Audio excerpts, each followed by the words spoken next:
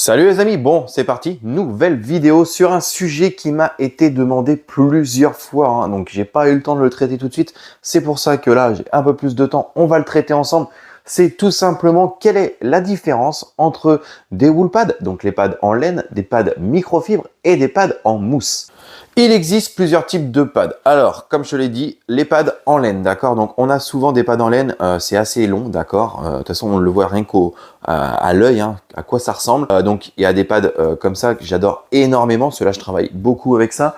On a des pads aussi en laine avec une laine un peu plus dense aussi. Et on a des pads en laine avec ce qu'on appelle des laines, c'est torsadé, d'accord? C'est tressé en fait en soi. Voilà, pour faire court, c'est un peu ça, torsadé. Ensuite, on a ici donc les pads en microfibre. Donc pareil, on peut avoir des microfibres qui sont un peu plus longues, d'autres très courtes, ok? Et ceux-là, vous les connaissez, les pads en mousse. De règle générale, d'accord, à savoir que tout ce qui va être wool pad, donc pad en laine, les pads en microfibre auront toujours un pouvoir de cut beaucoup plus puissant qu'un pad en mousse, ok? Alors ça, c'est de règle générale. Sans parler que, bien évidemment, il existe aussi des pads en microfibre pour faire la finition. Et ils vont avoir des inconvénients. On va le voir ensemble. Lorsqu'on on va attaquer avec des pads en microfibre ou en laine, on va avoir un cut tellement puissant qu'on risque d'avoir des défauts suite à la correction. Donc ça va être très bien si on va faire un ponçage, si on va des défauts comme tout à l'heure, je vais rayer le capot à l'éponge verte, donc des défauts très profonds. Ben là, ça va être très utile de travailler au wool pad. Ils ont également une très belle répartition de la chaleur. Donc l'avantage, c'est qu'on va pouvoir travailler plus en sécurité avec des wool pads ou des pads en microfibre sur des surfaces fragiles comme les plastiques, comme l'aluminium, également sur des vernis très fragiles, d'accord, vous allez pouvoir travailler beaucoup plus en sécurité. Alors oui, ça va créer des défauts, mais ça c'est pas grave. Pourquoi? Parce qu'après, on passe obligatoirement par une étape de polissage avec des tampons en mousse, d'accord, donc soit médium, soit de finition directement, et ça, tout ça, ça va se rattraper. C'est pas très grave. Contrairement à un pad en mousse, d'accord, qui a une très bonne répartition de la chaleur, mais sur la tôle. Tu vois, donc sur de la tôle, le pad en mousse pour une grosse correction va être très utile, même si bien évidemment, on peut travailler avec des wool pads ou des pads en microfibre. Ça, c'est une question d'habitude. Mais voilà, de règle générale, les wool pads, pads en microfibre, vont avoir une très bonne répartition de la chaleur sur des matières très fragiles, sur des vernis aussi très fragiles, ok. Alors que là, on aura une meilleure répartition de chaleur sur des surfaces en tôle.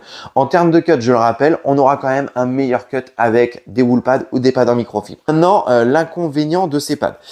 J'ai parlé des défauts résiduels qu'ils vont laisser, mais également ça va être des pads lorsqu'on va mettre le polish, qu'on va travailler avec, d'accord, vu les fibres, comment on va tourner la machine sur la surface, ils vont venir s'emmêler beaucoup plus facilement. Donc en nettoyage, même si je le recommande déjà traditionnellement sur des pads en mousse, en nettoyage, je recommande de venir brosser et souffler son pad à chaque passe. Si on veut avoir toujours un pad qui est efficace, il va falloir le souffler et le nettoyer à chaque passe. Par contre, moi, ce que j'ai pu constater, c'est que par exemple, sur un pad en mousse, lorsqu'on va faire un panneau, deux panneaux, il va vraiment monter en température, il va falloir souvent le laisser refroidir, d'accord, pour qu'il reprenne sa forme d'origine. Et souvent, on alterne régulièrement avec des pads en mousse, d'accord? Sur un véhicule moyen, en général, on est capable d'utiliser en termes de cut 5, 6, 7, 8 pads différents en mousse. Alors qu'avec un tampon en microfibre ou en wool pad, généralement, s'il est bien nettoyé, un voire deux tampons comme ça vont suffire pour une correction. Moi, c'est ce que j'ai pu constater. Donc voilà, c'est vraiment des choses à prendre en compte. Maintenant, pour te rendre compte également du terme de cut qu'on va avoir sur la différence entre des pads comme ça, je t'ai préparé un petit test. On va travailler 3 zones différentes. Donc, on va travailler avec un wool pad comme ça en laine, d'accord, que j'adore. Tu vas voir, le cut, il est impressionnant.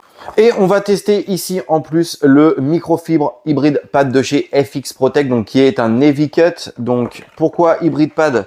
Tout simplement, alors quand on regarde derrière, on a un cutting qui est à fond, d'accord. Il y a plein de traits, mais tout est à fond. Et en finition, d'accord, on a une finition qui est allée à un tiers, voilà, sur la barre, pour te donner une ordre d'idée. Pourquoi? Parce que tout simplement, ici, on a différents types de fibres. On en a deux. On a des fibres blanches et des fibres bleues. Les fibres blanches vont être là pour cutter, les fibres bleues pour apporter la finition.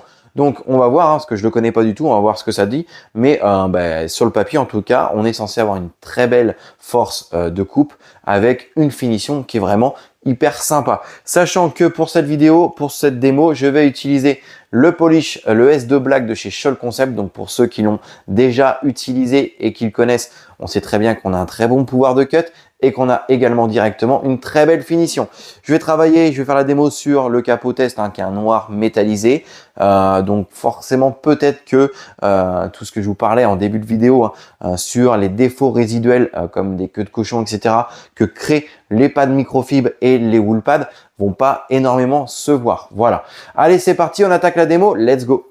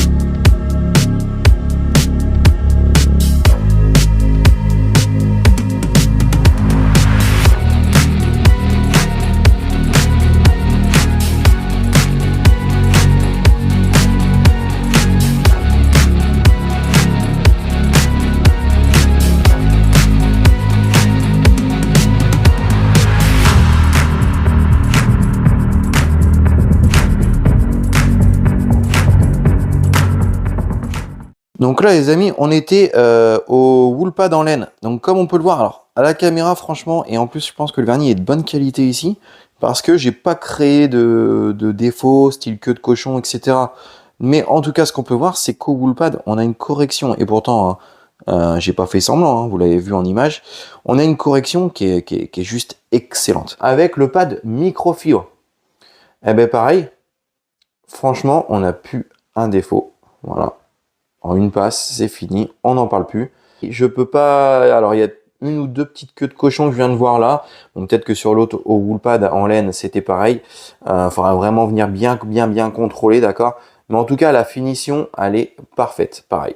Le polish S2 Black là-dessus, franchement, c'est une dinguerie. On va passer par contre ici où j'ai passé le pad en mousse. Donc, je dis pas que le combo pad en mousse et S2 Black n'est pas bon, loin de là. Je vous le rappelle quand même, c'est qu'on a bien rayé en profondeur, ok. Donc tout ce qui est vraiment 90% des défauts sont partis sans difficulté, mais il reste ici par contre au pad en mousse les plus gros défauts prononcés vraiment en profondeur. Voilà, des défauts que par contre j'ai retirés avec le pad en laine ou le pad en microfibre. Donc vous voyez quand même l'efficacité de cut lorsqu'on va taper dans du pad en laine ou du pad en microfibre. Alors les amis, je vous ai mis les trois pads, d'accord? Alors ce qu'on peut voir ici déjà, c'est que le pad en laine, comme on peut le voir à la caméra, d'accord, bah, toutes les laines, elles sont collées les unes, enfin les laines, les fibres, elles ont collé hein, les unes aux autres. Donc c'est pour ça que là, on va avoir pas le choix, d'accord, on voit bien le sens de rotation, on va pas avoir le choix de venir souffler son pad et venir le brosser. Voilà, alors moi ce que je fais, c'est que déjà, je le souffle un maximum avec une soufflette hein, en 360, style Tornador, d'accord, et ensuite, en fonction de l'état de la laine, je balance un petit coup de brosse et un petit coup de soufflette pour enlever tout l'excès. Et on va retrouver des fibres qui vont être élevées, voilà, qui vont être denses. Ici, pareil, comme on peut le voir, les fibres, d'accord, on voit qu'elles ont, donc on voit toujours le sens de rotation. Pourquoi? Parce qu'elles ont collé, ok. Mais par contre, sur le pad en microfibre, c'est moins collé, moins, voilà, le polish a moins collé. On le voit dès qu'on les redresse. On retrouve tout de suite la densité. Donc là, ici, par exemple, juste un petit coup de soufflette et on peut directement repartir, remettre son polish et c'est parti. D'ailleurs, franchement, très très agréable. Alors moi, j'adore travailler avec cela, hein, mais très agréable à travailler le petit nouveau là de chez FX avec un très bon cut. Alors qu'on commence à taper dans de la vitesse, franchement, il est hyper stable. Voilà, moi là, franchement, j'ai vraiment bien aimé. Ensuite, ici, bon, le pad de chez Scholl Concept. Donc, on voit tout simplement le pad, il n'a pas bougé, hein, d'accord. Toujours bien laissé refroidir. Et par contre, ici, tout simplement, moi, ce que je fais, hein, un coup de soufflette, je le brosse même pas les pads. Les pads en mousse comme ça, c'est très rare que je les brosse. Généralement, j'ai ma soufflette avec donc mon système hein, 360, donc Tornador, et les pads, ils repartent, ils sont nickel à chaque fois. Mais voilà, le prix. Alors, le prix, on va en parler. Attends, on va en parler en conclusion. Bon voilà les amis, donc vous avez vu quand même l'efficacité hein, entre les pads laine, les pads microfibre et les pads mousse. Alors bien évidemment pareil, donc il y a différents types d'abrasivité sur différents types de wool pads. Par exemple sur cette marque là, vous avez des extra forts, des moyens, etc. Mais pareil sur les microfibres hein, d'ailleurs. Mais que dire, mais en tout cas si on prend quelque chose, hein, donc un wool pad ou un pad en microfibre heavy cut, on a une coupe qui est beaucoup plus puissante qu'avec un pad en mousse. Ça chauffe par contre là, tu vois, j'ai travaillé donc à vitesse assez élevée. Le pad en mousse, d'accord, est un peu moins chaud. Ceux-là sont un peu plus chauds dès qu'on travaille dans des vitesses très élevées. Je l'ai fait volontairement à un moment. Je me suis un peu amusé. Voilà, donc ça c'est pareil, c'est à prendre en compte. Ok. Concernant les prix, alors en règle générale, mis à part l'exemple ici qui est pas bon, mais de règle générale, les pads en microfibre ou wool pad sont toujours plus chers que des pads en mousse, ok. Mais par contre, la durabilité est meilleure. C'est-à-dire que un pad en microfibre ou un pad en laine va durer beaucoup plus longtemps qu'un pad en mousse. Donc ça, c'est vraiment à prendre en compte. Par exemple, je le rappelle, mais sur des vernis très très durs, vernis Porsche, etc., le wool pad, franchement, en correction, c'est juste une dinguerie. Bon, je vous mettrai bien évidemment les liens hein, des pads si jamais vous êtes intéressé pour en commander un, les tester, hein, pourquoi pas, parce que si vous avez jamais débuté sur les wool pads, je vous invite franchement à tester ça et vous allez voir, franchement, c'est une autre manière de polir. Les sensations sont pas du tout les mêmes et franchement, moi, voilà, je kiffe. Bon, en tout cas, les amis, j'espère que cette petite vidéo vous aura plu. Hein. Comme d'hab, n'hésitez pas à liker. Si tu as des questions, c'est en commentaire. Je te mettrai dans la description 2-3 petits trucs sympas, des petits textes, des petites, voilà, pour les lire un peu plus précisément, hein, vraiment les différences, etc. Et puis, en tout cas, n'hésite pas à t'abonner si tu me découvres. Et nous, on se dit à bientôt pour une nouvelle vidéo. Salut!